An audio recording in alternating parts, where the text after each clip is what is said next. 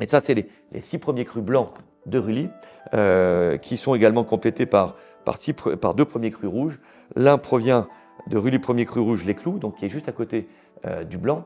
Rully premier cru rouge Les Clous, vraiment, avec le millésime 2022 notamment, on a le sentiment que dans 50 ou 100 ans, si on demande la notion de grand cru en côte chalonnaise, on pourrait l'obtenir. Ce vin-là a tous les éléments pour pouvoir prétendre à la notion de grand cru dans quelques années. La seule chose qui lui manque, c'est la grande histoire. Vous savez, quand on goûte un grand cru, on ne goûte pas le vin à proprement parler, on goûte d'abord l'histoire. On goûte d'abord la parcelle de vigne et l'histoire de la parcelle de vigne avant de goûter la qualité du fruit à proprement parler dans un vin issu d'un grand cru. Et puis Rully premier cru, Les Chanclous, qui est à côté de la parcelle qui est à côté du domaine, eh bien Les Chanclous, c'est une zone un peu particulière où c'est du pinot noir qui est planté là, alors que le sol, selon les études pédologiques et géologiques, démontre que ce serait plus favorable au chardonnay.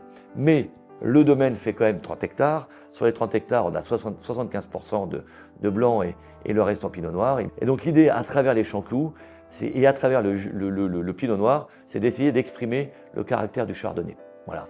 Et donc c'est 20% de vendange entière dans ce pinot noir-là.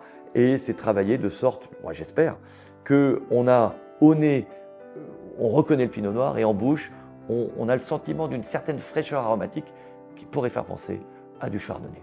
Voilà, c'est un peu l'idée. Et puis les autres vins, donc Saint-Aubin premier cru des Perrières, au lieu-dit, c'est au milieu des Frionnes évidemment. Là, c'est complètement différent. C'est une vigne qu'on a depuis 2014, qui appartenait à un vigneron qui produisait énormément de raisins, donc c'est un clone. Alors nous sommes arrivés en 2014, on a dit stop, on arrête de produire beaucoup de raisins, mais par contre, on va mieux produire du raisin. Et ça, la vigne a encore du mal à le comprendre. Donc on est encore en phase d'apprentissage.